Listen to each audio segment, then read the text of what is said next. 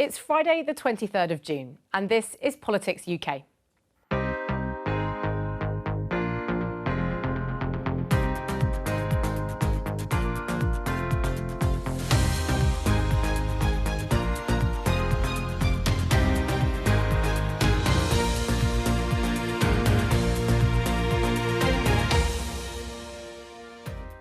Hello and welcome to your weekly roundup of parliamentary highlights. I'll be joined by correspondents in Edinburgh and Cardiff, and here in Westminster by our parliamentary correspondent Susan Hume. On the programme this week, Parliament votes to approve a report that found Boris Johnson had repeatedly misled the House over the Partygate scandal. This committee report matters. This debate matters, and this vote matters. They matter because they strike at the heart of the bond of trust and respect between the public and Parliament. As inflation refuses to fall, the Prime Minister clashes with the Labour leader over mortgage rates. Britain is facing a mortgage catastrophe. Does he agree with her? We do support those with the mortgages, and this is why the absolute right economic priority is to halve inflation. The Home Secretary urges police to use their powers to stop and search more often when they suspect people of carrying knives. I'm struck by how often mothers of murdered young black men say that stop and search could have saved their sons' lives. The framing of knife crime as a black issue is frankly lazy and a dangerous narrative. We need to work with all our communities to understand the core issues around the root cause of crime. And the Westminster government's illegal migration bill goes to a vote in the Welsh Senedd. No member of this Senedd should consent to a bill that could require Wales to breach international human rights law.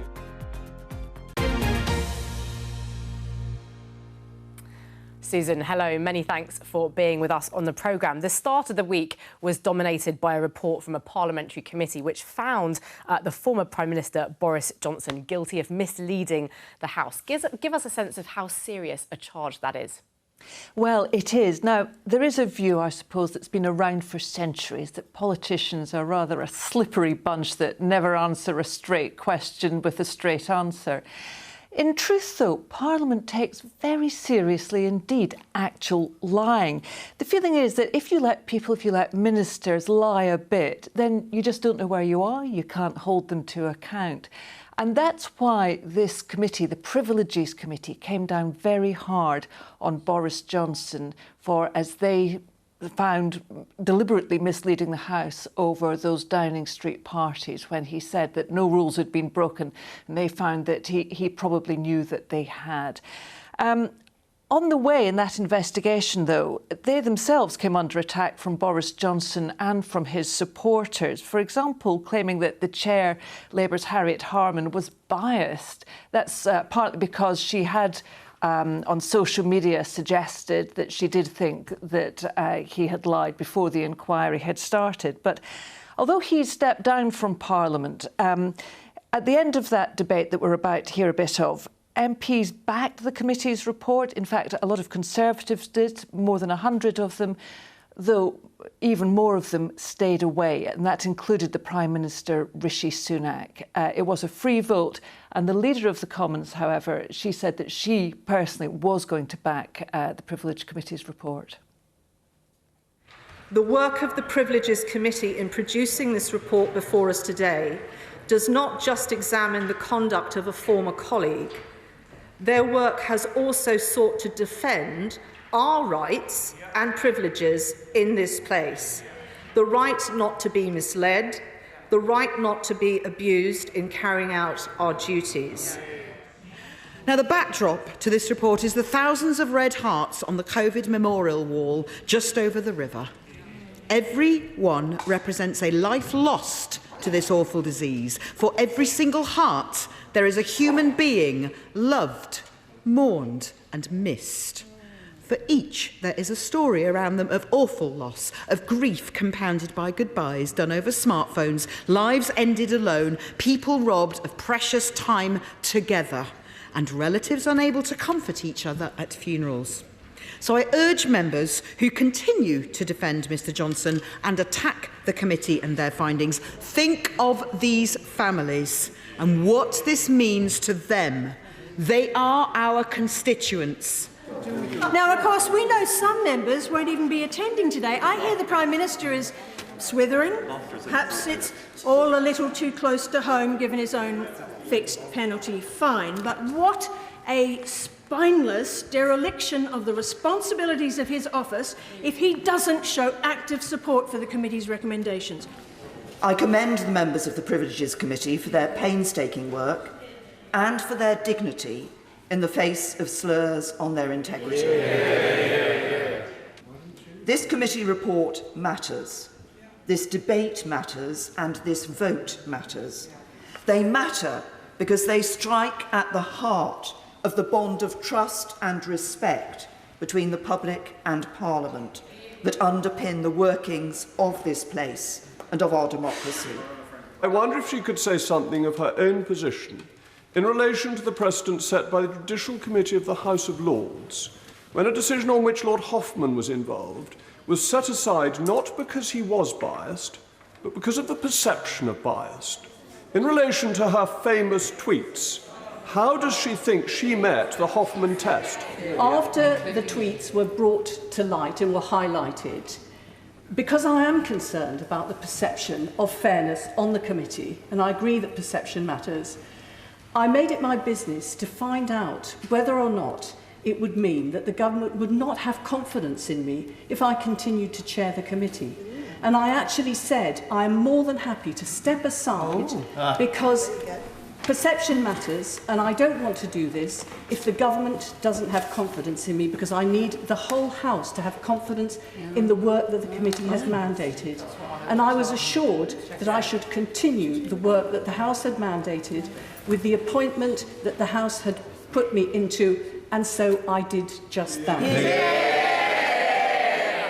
I'm sad that it's come to this, and I'm particularly sorry to all of my constituents who have written to tell me that they kept the rules when others clearly did not. I now urge all members across the House to approve this motion without a division. He is left in disgrace. He has run from accountability for his lies and untruths. There has been no self-reflection, no apology, no acceptance of a shred of responsibility, just the narcissistic howl of a man-child who won't see that he only has himself to blame. I'm from Grimsby. I can only say it as I see it. And I saw, on that day of the publication of the report, that Boris Johnson had not been aware of these parties that had been going on. Now, Lady, I'm from Birmingham and I say it as I see it. Do you think that there's any chance that Boris Johnson could also have lied to her? I will vote against it because I think the process is flawed. I will vote against it because pleasing the opposition won't bring back the loved ones for my constituents. I will vote against it because the right and honourable gentleman has already left, so the vote, in some cases, is already futile. I will vote against because I think the right one gentleman has been punished enough. I deplore the attacks on members of the Privileges Committee, whether they come from external commentators or within this House. The work of the committee is thankless. There is no need to make it potentially dangerous too. The additional security that was needed is deeply shameful. As I have said, members should make up their own minds and follow their conscience. They may agree or disagree with the report, or they may agree and disagree with the report and different aspects of it, as some members have. They should do what they think is right. They should be left alone to make up their own minds. They should be left alone to vote, and having cast their vote or not, they should be left alone afterwards. Order! Order.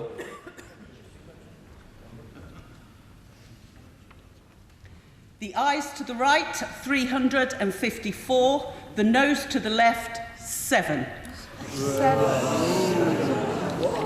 are you? Who are you? The ayes to the right, 354. The noes to the left, 7. The ayes have it, the ayes have it. Hello! Big parliamentary moment there this week. Now, the latest figures, Susan, also this week, showed inflation remaining stubbornly high. And as a result, the Bank of England put up interest rates to 5%. Now, the knock-on effect of that is, of course, mortgage providers increasing their lending rates.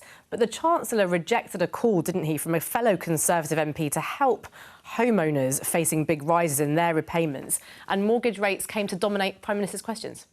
Yeah, that's right. I mean, the Conservatives have always very much seen themselves as the party of homeowners. So there is a lot of unhappiness in the Conservative benches as well about these huge rising costs of mortgages for their constituents. And the Chancellor was asked whether he would do something to help.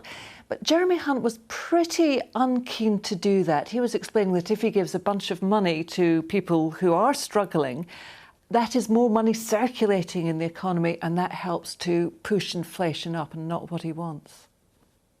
People are very concerned with what is being described as the mortgage bomb about to go off. Is now the time for him to look at reintroducing a bold Conservative idea of mortgage interest relief at source?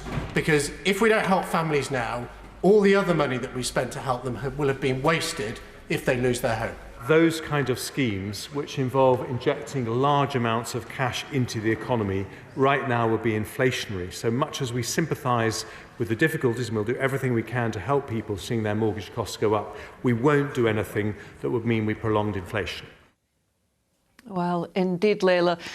We saw the very next day that inflation hadn't changed at all, hadn't gone down at all as they'd been hoping. So that and the mortgage pain inevitably dominated Prime Minister's questions as well. Mr. Speaker, one of the Prime Minister's own MPs says Britain is facing a mortgage catastrophe. Does he agree with her? We do support those with the mortgages, and this is why the absolute right economic priority is to halve inflation. Because inflation is what is driving interest rates up. Inflation is what erodes people's savings and pushes up prices and ultimately makes them poorer. Now, this is why, a long time before I had this job, I highlighted the importance of tackling inflation. It's why that I said it is never easy to root out inflation, but we will take the difficult and responsible decisions to do so. It's an approach that the IMF has strongly endorsed in their words, and describing our actions as decisive and responsible. Mr. Speaker, I realise the Prime Minister spent all week saying he doesn't want to influence anyone or anything. It was certainly keeping to that with his answer. He knows very well the cause of the mortgage catastrophe. 13 years of economic failure and a Tory kamikaze budget which crashed the economy and put mortgages through the roof. So will the Prime Minister tell us how much the Tory mortgage penalty is going to cost the average homeowner? Well, Mr. Speaker, as ever, the honourable gentleman isn't aware of the global macroeconomic situation. But let me do. But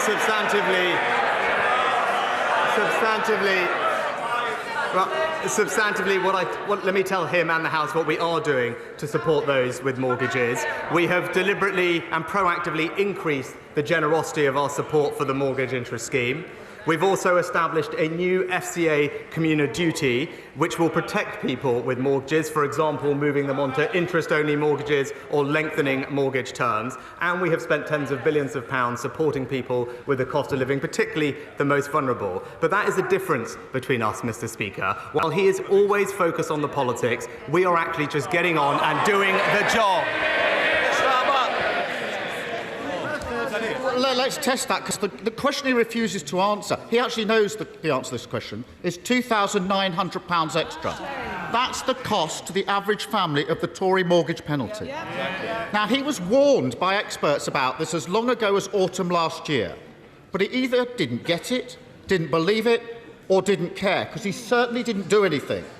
And when I raised this a couple of months ago, he had the gall to stand at that dispatch box and say he was delivering for homeowners. How is an extra £2,900 a year on repayment delivering for homeowners? Well, so, Mr. Speaker, now let's just look at the facts. Let's look at the facts, because he talks about interest rates. Perhaps the honourable gentleman could explain why interest rates are at similar levels in the United States, in Canada, in Australia and New Zealand. Why they're at the highest level in Europe that they've been for 2 decades, Mr. Speaker. That's why it's important that we have a plan to reduce inflation. But in contrast, what do we hear from the honourable gentleman? He wants to borrow an extra £28 billion a year. That would make the situation worse. He wants to ban new supplies of energy from the North Sea. That would make the situation worse. And he wants to give in to unions' unaffordable pay demands. That would make the situation worse. Mr. Speaker, he doesn't have many policies, but the few that he does have all have the same thing in common. They're dangerous, inflationary, and working people would pay the price. Whilst his government is consumed in law-breaking, chaos and division, working people are paying the price. This morning, I spoke to James in Selby. He's a police officer, working hard to keep people safe every day. The Tory mortgage penalty is going to cost him and his family £400 more each and every month. That's nearly £5,000. He told me this morning, they may not want to hear this, he told me this morning that they've decided to sell their house, to downsize, and he's just told his children they're going to have to start sharing bedrooms. Why should James and his family pay the cost of the Prime Minister's failure? Well, Mr. Speaker, I hope when the honourable gentleman was talking to James, he explained that his economic policies would make James's situation worse, Mr. Speaker. And it's not just me saying that, Mr. Speaker. The Independent Institute of Fiscal Studies says his policy of never-ending debt and borrowing would damage James because it would increase inflation and drive up interest rates, leaving James and everybody else in this country poorer, Mr. Speaker. The IMF has said that our plan prioritises not what is politically easy, but what is right for the British people. That is what responsible economic leadership looks like, Mr. Speaker. SNP leader Stephen Flynn. Mr. Speaker, in February, the Prime Minister told this here House that borrowing costs are back to where they should be. In March, he boasted we are on track to halve inflation by the end of the year. And in May, he then said economic optimism is increasing. Well, given the dire economic reality of today, is it not now clear that he's taken his honesty lessons from Boris Johnson? Well, Mr. Speaker, the honourable gentleman also failed to mention that not just the Bank of England, not just the OBR, not just the OECD, but also the IMF, all of them have upgraded their growth outlook for the United Kingdom economy this year. Whilst he and others were predicting that this country would enter a recession, the actions of this government have meant that we have so far averted that, and we continue to be on track to keep reducing inflation because that is the right economic priority. I think we're going to be hearing a lot more of that, aren't we? Parties battling it out for economic credibility. Susan, many thanks for now. We will be back with you a little bit later. But to Edinburgh now, and our Scotland political reporter, Jenny Davidson, who's at the Scottish Parliament in Holyrood. Jenny, shortly after First Minister's questions, we heard the news that the veteran SNP politician Winnie Ewing had died. Tell us about some of the tributes that have been paid to her. Well, Winnie Ewing has died at the age of 93. As you say, we heard that just after First Minister's questions this week. She was a very significant figure in the SNP and the wider independence movement. Her win, her taking a Westminster seat at the 1967 Hamilton by-election was a big breakthrough for the SNP and perhaps marked the beginning of the modern era of the party. She also served as an MEP in the European Parliament and as an MSP here at Holyrood. In fact, she chaired the very first session of the Scottish Parliament back in 1999 as the oldest member. And she's something of a matriarch of an SNP dynasty. Two of her children, Fergus Ewing and Annabel Ewing, are current MSPs here. And once the news came through of her death, there were tributes paid in the chamber. We will all be deeply saddened to learn of the passing of Winnie Ewing. an inspiring and hugely influential politician, an MSP, an MP and an MEP, and of course the first person to chair the reconvened Scottish Parliament in 1999. I know members will wish to join me in conveying our deepest sympathies to our colleagues Annabel Ewing and Fergus Ewing, and to all her family and friends. And as a mark of respect, I have asked for the flags outside to be lowered for today. Winnie was the first presiding officer of this Parliament. She reconvened this Parliament, and much will be said about her role in the SNP and the independence movement. I still have the card she sent me when I was first elected in my office, and I looked at it before I came down the stairs today. Hence, I think, why I'm so emotional. She was a trailblazer for women, particularly in my party, but not just for the SNP. There will be much that will be said about her role in the SNP and the independence movement, as I say.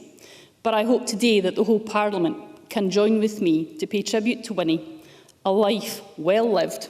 Her contribution to public life in Scotland is hard for us to measure. And there's been recognition across the political spectrum of Winnie Ewing's significant role in Scottish politics. And as you heard from the presiding officer there, flags were at half-mast outside Holyrood. A lot of emotion there. And Jenny, we have discussed the row over the failure of the Scottish Government's bottle deposit and return scheme many times before on this programme. But now it's resulted in a ministerial no confidence motion. Just explain to us how that happened. Well, Lorna Slater, the Circular Economy Minister, faced a vote of no confidence. She survived that, 68 votes to 55.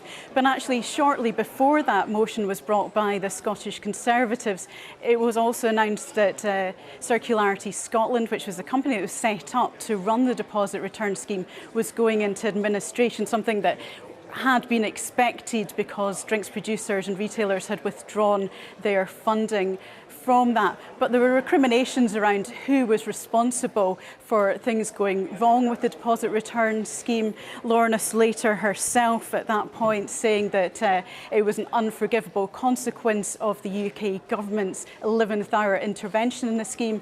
The UK government saying, well, it was the Scottish government's choice to delay the deposit return scheme.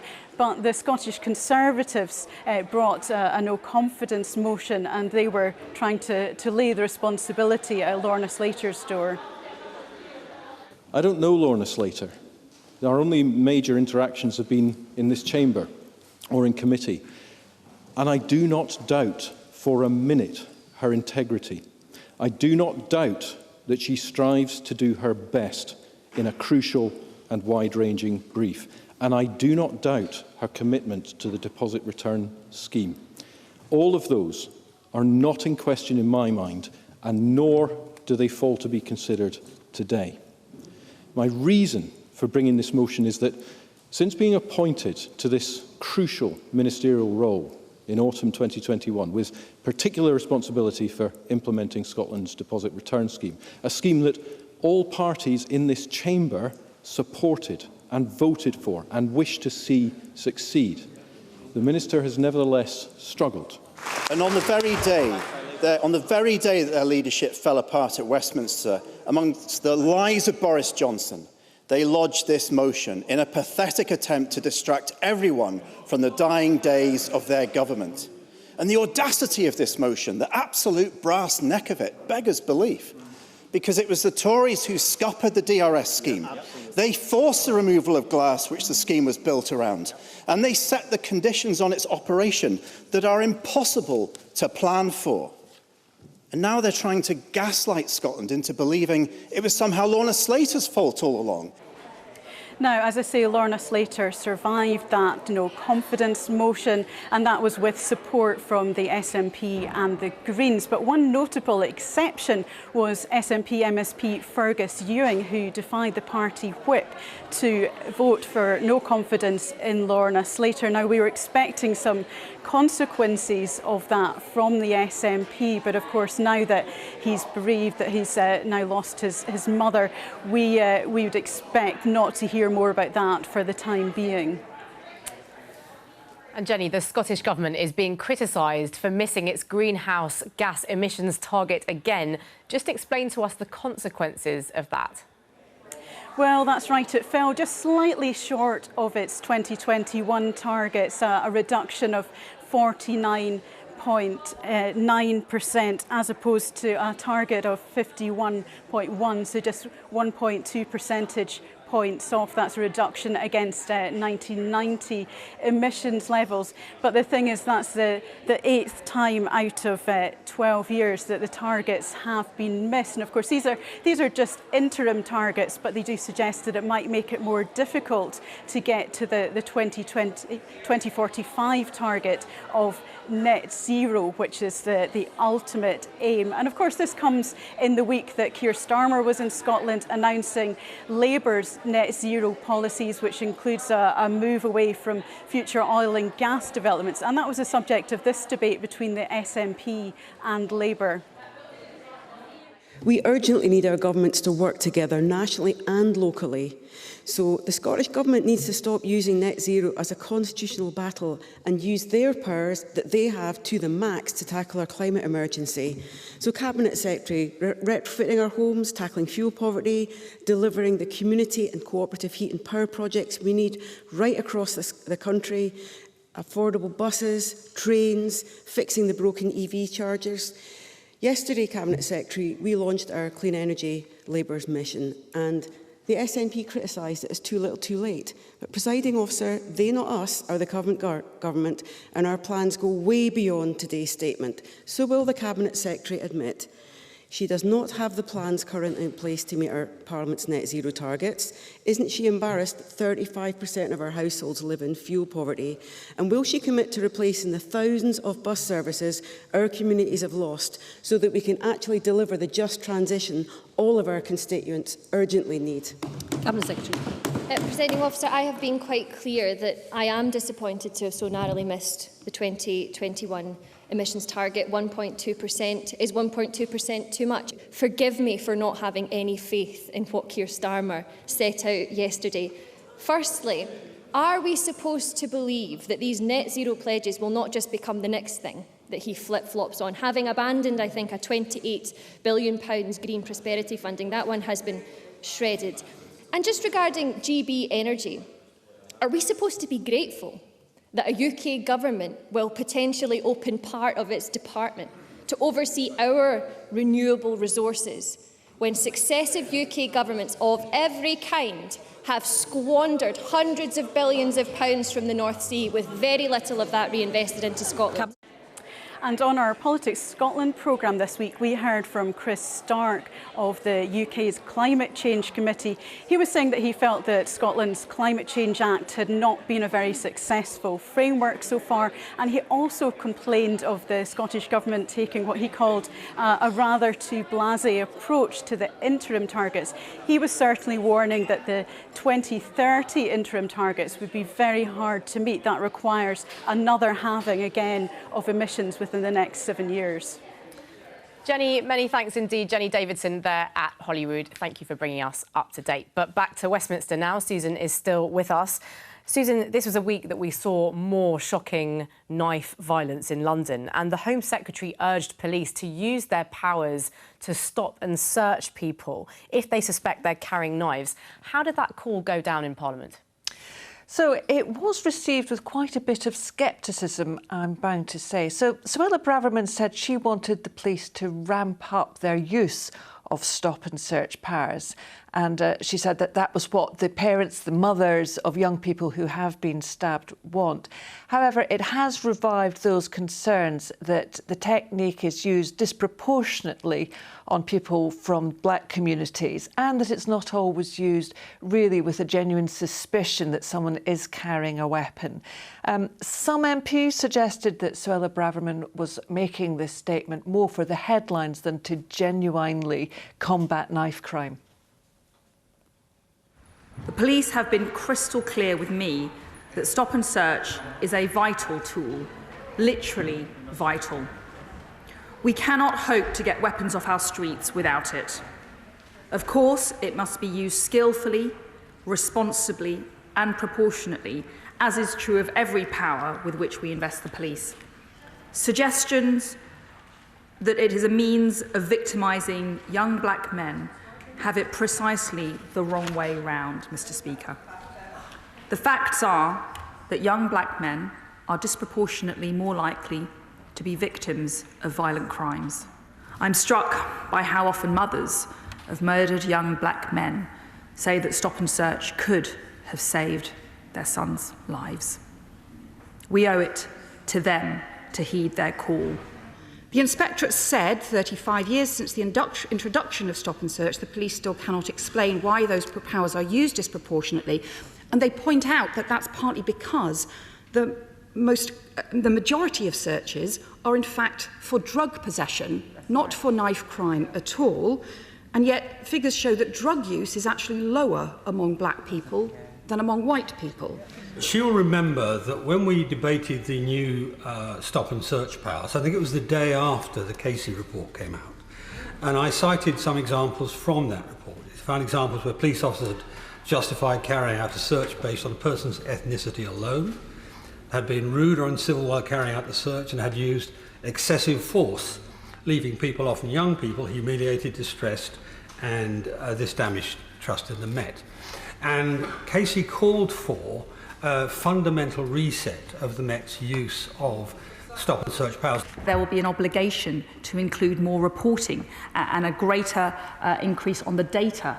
That's something that's been commented on by previous inspectors and reports, so that we have a clearer picture of its use and its efficacy. So, will the Home Secretary explain to the House how her statement meets the long-standing concern of black mothers, not just about the tragedy of a life lost, but about the use of suspicionless powers? And as has been said earlier, how does the statement fit in with the Casey review? Why is it that the Home Secretary once again insists on this policy by press release for such complex, sensitive issues, instead of focusing on the hard yards of properly resourced community policing based on intelligence gathering to prevent and solve crimes? Suspicious stop and search must be used responsibly. But does the Secretary of State agree with me that any members who think that this tactic is wrong should speak with officers who have had to deliver the news to a mum or a dad that their son has been stabbed? Does she not think we should be focusing on solutions that would actually make communities like mine safer, like reversing education cuts, ending school exclusions, improving mental health services, taking people out of poverty? And if the Minister has already said that the police have the powers necessary, why is she arguing that they have greater powers for this particular practice, which actually leads to less confidence in policing? We've got falling crime. We've got a record number of police officers ever in the history of policing. We've put over £100 million this financial year alone into tackling serious violence. The framing of knife crime as a black issue is frankly lazy and a dangerous narrative.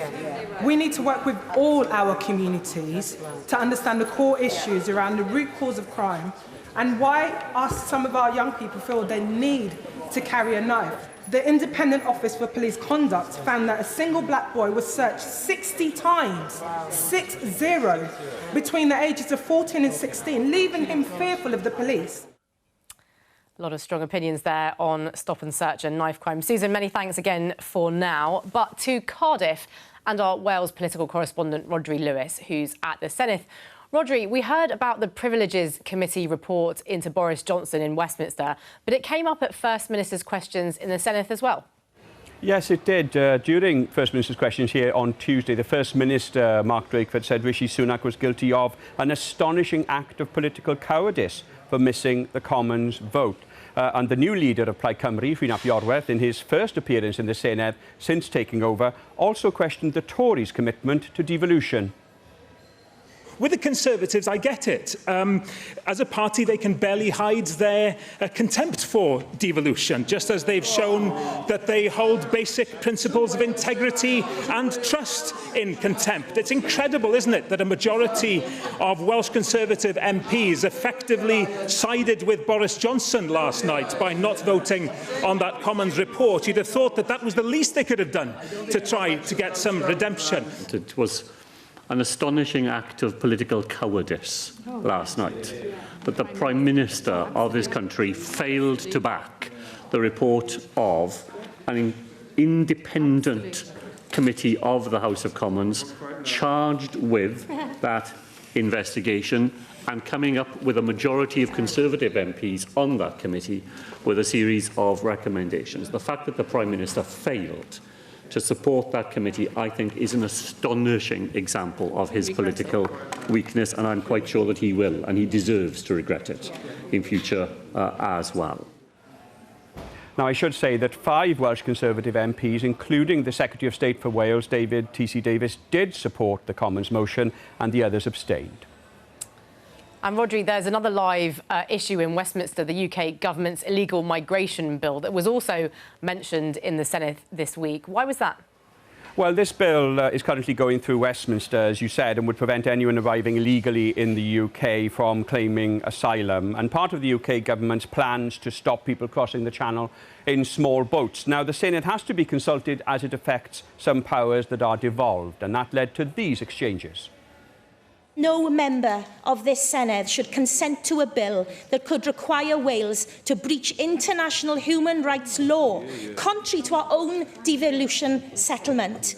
Plaid Cymru agrees with the Welsh Government that it undermines the rights of unaccompanied asylum seeker children and young people and is completely and shamefully incompatible with the child first, migrant second approach that upholds the best interests and rights of children in Wales, and it is wholly inconsistent with our commitment of being a nation of sanctuary. Between 2015 and December 2022, the UK offered a place to 481,804 men, women and children seeking safety via safe and legal entry routes. We now need to see a commitment from the Welsh Government to working alongside the UK Government to increase the availability of safe and regular routes to our shared UK.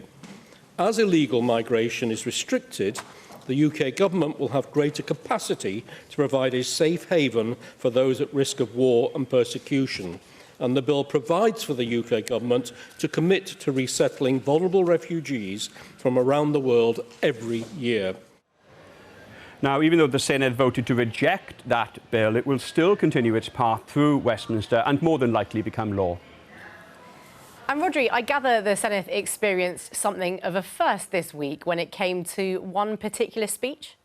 Yes, absolutely. It's the first time a speech was heard that wasn't written by the member delivering it, but rather by a computer instead, an artificial intelligence chatbot. Now, the speech was given by the Conservative Tom Gifford and talked about the success of the Welsh darts team. I'm delighted to be here today to celebrate the historic achievement of the Welsh team in the World Cup of Darts 2023. As you all know, our team of Gerwyn Price and Johnny Clayton lifted the trophy in Frankfurt last Sunday after a stunning 10-2 victory over Scotland. In the final, they showed incredible skill, nerve and teamwork throughout the tournament, beating some of the best teams in the world, including England, Sweden and Belgium. This is a proud moment for Wales and for darts as a sport. So that was thought to be the first time that such a speech had been delivered here at the Senedd. And Tom Gifford said he certainly did want to celebrate the success of Welsh darts, but he was making a wider point about how advanced this kind of AI technology has now become. Let's hope it's not the start of a trend. Rodri Lewis at Cardiff Bay, many thanks for that. Now, Susan, back to you in Westminster before we go. Post Office bosses had a grilling before a parliamentary committee here and apologised for taking bonuses they weren't entitled to. Yeah, this all goes back to that Post Office Horizon computer scandal where postmasters, hundreds of them, were accused of financial discrepancies, that they were their fault. They were prosecuted. Some of them went to jail, lost their livelihoods. Now, there's still an inquiry into all that underway. Post office bosses were told that they could only get their bonuses if the chair of that inquiry, Sir Win Williams, said, yep, they've been great, the post office has absolutely supported our inquiry, they can have their bonuses. Now, the inquiry is still underway and he's not done that, so they shouldn't have got these six-figure payouts, but they did. The boss of the post office has handed his back and he's apologised, but MPs were still pretty cross because they seemed quite sceptical that this really was just a genuine mistake and not deliberate. You know, the interesting question for me, having read out the statutory definition of false accounting, the key word here is whether anybody was dishonest, because it is right that somebody did gain, a number of people gained, on the basis of false information that was in an accounting document. And the only word that hangs that we don't know the answer to is whether somebody knew that and then dishonestly allowed it to go ahead. That would meet this statutory definition of false accounting, which many sub-postmasters were prosecuted under. I mean, I suspect many of the victims of the scandal will be looking today and hearing your apologies and saying, well, they weren't allowed to apologise for something that turned out to not be their fault. What are the consequences for any of you? There were many people who oversaw this and many people who missed it. And I really do think it is it's very disappointing and it's a clear error. But as I say, I don't think the intent was in any way malicious. You had an approval from Sir Win Williams to say that I, as the chair of the statutory inquiry, am happy that you have complied with all of these metrics. Therefore, please go and give financial bonuses to your senior executives. The Remuneration Committee knew, didn't it, that that letter didn't exist, and yet you went ahead and reported that it did in your annual accounts. No, we applied discretion, which we were within our remit to do, to assess whether or not the sentiment had been achieved, and it had. Mr Staunton, you told us of your very broad experience in sitting on many boards. How do you think this organisation got itself in such a mess with its remuneration package? Well, I read Amanda's report. I used the phrase in my letter to the Minister, baffling. Baffling. Baffling bonus package. Because I'm talking about how people missed it, because it would be perfectly obvious to all of us in retrospect, and certainly must be to you as the committee, is that Sir Win would never have given his consent in the middle of an inquiry. He just wouldn't have done it. And so how it was missed, I can't understand. What was the salary that you were offered and were paid when you took up the job? My base salary was £415,000. £415,000? That's correct. And then bonuses that we're talking about here globally, what did they amount to? In total for the year that we're discussing here, 870 in total, so 455 plus 415. What magical skills do you bring to bear that are so extraordinary that would warrant such considerable sums of money in the first place, and then on top of it, massive bonuses to boot that actually exceed the scale of your salary? What justifies that? Can you feel the anger from postmasters across the country? I'm very conscious that I am very well paid. I'm very conscious that it's a great privilege to do this job, but I'm also conscious that it's a very complex and difficult role to manage the multitude of different priorities that the Post Office today has. I have a network of 50,000 colleagues and 11,000 branches, but also we are trying to address the issues of the past. I think it's quite remarkable that essentially what you're saying to us today is that you should be allowed to use discretion in the fact that false information was reported in the annual accounts to Parliament that resulted in financial gain for senior executives. Some very big numbers there. Susan, many thanks indeed for being with us on the programme this week. But that's all for Politics UK. Joe Coburn will be back with Politics Live on Monday at 12:15 on BBC Two and on iPlayer. But from all of us here, have a lovely weekend.